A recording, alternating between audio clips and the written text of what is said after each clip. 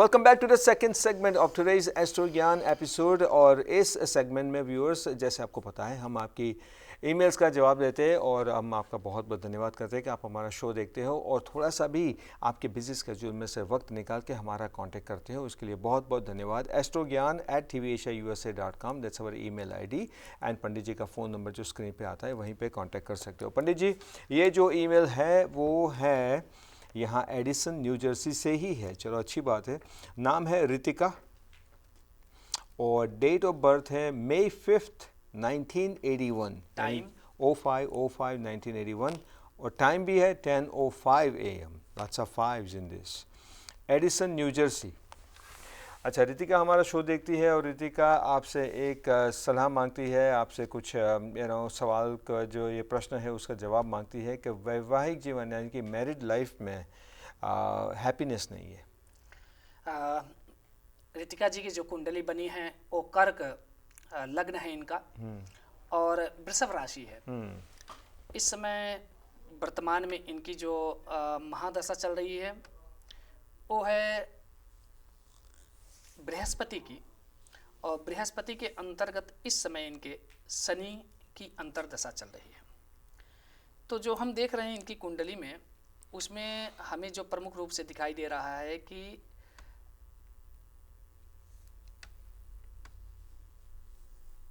इनको पितृदोष आया है इनकी कुंडली में। तो हमने अक्सर दर्शकों आपको बताएं कि हम भगवान की पूजा पाठ तो करते हैं, यज्ञ अनुष्ठान करते हैं, जप तप करते हैं, दान पुण्य करते हैं जी, लेकिन आजकल हम पितरों का जो भाग है वो छूट रहा है। संजीव जी, आपको हम बताएं जी, हमारे यहाँ पहले नित्य श्राद्ध हुआ करते थे और नित्य यज्ञ हुआ करते थे। जब आप कहते हो नित्य, नित्य माने प्रतिदिन प्रतिदिन, एवरी डे। प्रतिदिन एवरी डे कैसे श्राद्ध कर सकते हो? बिकॉज श्राद्ध तो श्राद्ध का जो पक्ष आता है वो 15 दिन जो आते हैं उसमें ही कर सकते हो आप। नहीं जी, बिल्कुल नहीं। हमें श्राद्ध प्रतिदिन करना, नित्य श्राद्ध होता है। अच्छा। और वो वार्षिक श्राद्ध होता है, जब हम पितृपक्ष में करते हैं या किसी के वर्षी पे करते हैं, वो अलग श्राद्ध है। आप जानते हैं, आपको भी याद होगा अगर आप गांव से होंगे, तो हमारी दादी और माँ जो हैं, वो जो घर में भोजन बनता था तो पहले आंगन हमारा खुला होता था। तो वो क्या करती थी, जो भोजन बना है वो चूल्हे से थोड़ी सी अग्नि निकालती थी और आंगन में रखकर उस भोजन से 5 बार 11 बार जो भी भगवान का नाम लेकर उसमें वो आहुति डाल दे देती। अच्छा, वो मुझे नहीं पता। तो वो नित्य आपका यज्ञ हो गया। उसमें से फिर 3 ग्रास वो भोजन निकालती थी, एक गाय के लिए, एक कुत्ते के लिए और एक कौवे के लिए। वो उन 3 लोगों को खिला देते थे।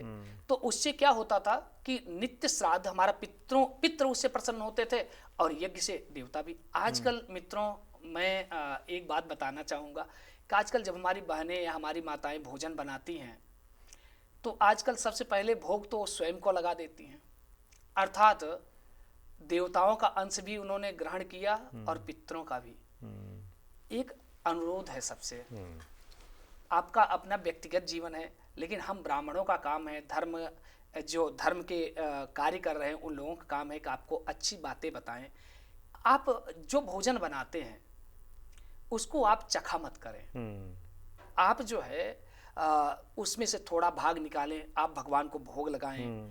कुछ भाग आप बाहर निकाल करके, अगर आपके घर में बाहर मान लो कोई कौवा नहीं है, पशु नहीं है, तो आप थोड़ा सा बाहर रख दें, कोई न कोई पक्षी उसे ग्रहण कर लेगा। तो ऐसा करना चाहिए। इनकी कुंडली में मैं जो देख रहा हूँ कि इस समय जो शनि की अंतर्दशा चल रही है वो इनके दाम्पत्य जीवन का स्वामी है शनि भगवान, और शनि मार्केश ग्रह होने के कारण इनके दाम्पत्य जीवन में मुश्किल पैदा कर रहे हैं। तो एक तो इनको मैं सलाह दूंगा कि ये अपने पितरों की शांति करवाएं किसी अमावस्या के दिन, या भारत जब जाएं तो वहाँ गया में जा करके अपने पितरों का श्राद्ध करें, या घर पे यहाँ पे जहाँ पे रहते हैं वहाँ पे पितृ शांति करवाएं।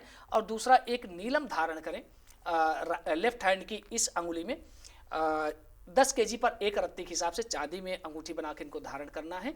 इसके साथ साथ ओम नमः शिवाय, ओम सन शनिश्चराय नमः का ये जप करें और शनिवार को काली चीज़ें मंदिर में दान करें। भगवान की कृपा होगी, तो अवश्य इनको लाभ मिलेगा। बड़ी अच्छी बात हुई आपने जो नीलम की बात करी, यानी कि ब्लू सैफायर जो बहुत ही एक खूबसूरत जेमस्टोन होता है, हाँ जी। Really good one. तो अगर ये करने से, अगर और बाकी जो रेमेडीज़ आपने बताई, अगर ये फॉलो करने से रितिका जी हो सकता है कि आपकी मैरिड लाइफ में खुशियाँ फिर से वापस आ जाए, एक सुकून मिले, एक शांति मिले और आप अपनी मैरिड लाइफ में हंसी खुशी से रहो। तो ये रेमेडीज़ फॉलो करके हो सकता है। अगर ज़्यादा जानकारी चाहिए तो आप पंडित जी का कांटेक्ट भी कर सकते हो। And the viewers, as you know that we answer one email in this second segment of every single episode. So if you have any question, astrogyan@tvasiausa.com और पंडित जी का डायरेक्ट कांटेक्ट कर सकते हो। इसी के साथ एक छोटा सा ब्रेक लेते हैं। ब्रेक के बाद जब वापस आएंगे तो बुध ग्रह को लेके जो बात हमें फर्स्ट सेगमेंट से करनी शुरू करी थी थोड़ी बहुत, इसी बात को आगे बढ़ाएंगे और मेल और फीमेल को लेके बुध ग्रह की पोजीशन 7वां हाउस, अष्टम हाउस और 9वें हाउस में क्या है क्या नहीं, ये सब बातें आई गारंटी यू हमारे पंडित ज्ञान प्रकाश जी से हम जरूर जानेंगे। तो आप प्लीज़ कहीं जाइएगा मत।